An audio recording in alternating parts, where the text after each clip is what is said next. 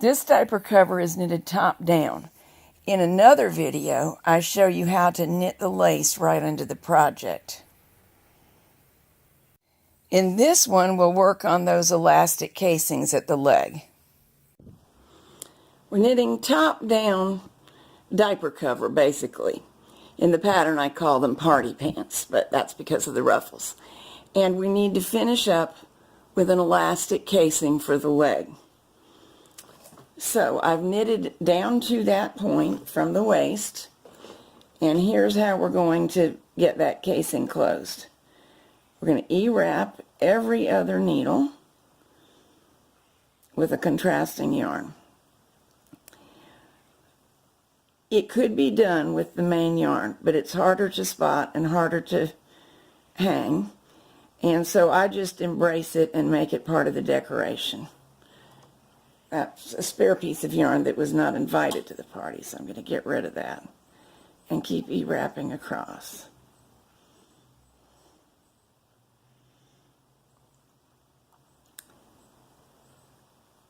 You could do this every needle also. The goal of every other was to keep it more flexible and less stiff.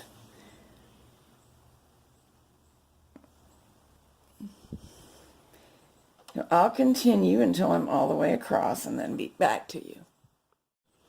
All set. Now we need to knit the casing rows. In this particular case it's 18, but it could be any number depending on your specific pattern yarn and so forth. 18 rows knitted. Now here's the easy and amazing part. Use your 3-prong tool to pick up 2 loops. It works because the prong in the middle would go to the needle in the middle, but we don't need it. So we just rock it so that the right prong goes under the right loop, left goes under the left loop, plop it on, and nothing happens in the middle. I say nothing happens. It's not 100% true. Let me zoom for you.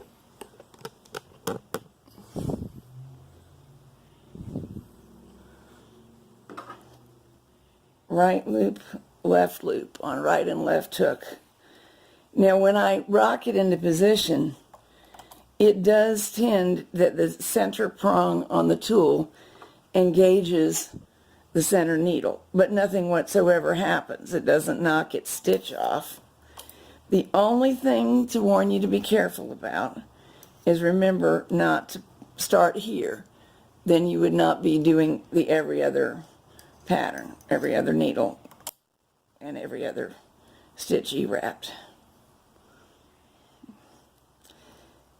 So I'll do this all the way across. I've already started binding off. Now let me see if I can bind off a few stitches with you watching. I have to get in a very strange position. Normally my hand would be here, right in your way.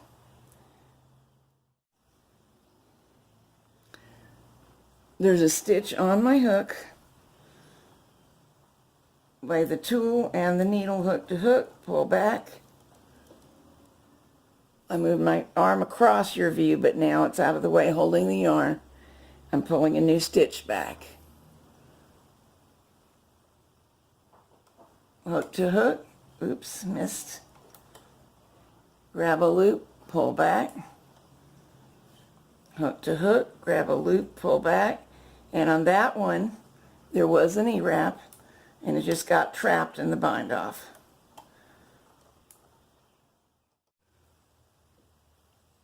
Here's another look with the camera at a different angle.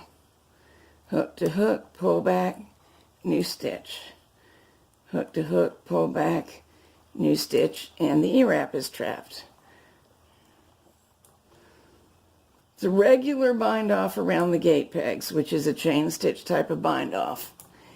And I do remember learning to do it. I thought I would never learn. It's a complex set of movements, but like everything else, with enough practice, it begins to seem simple.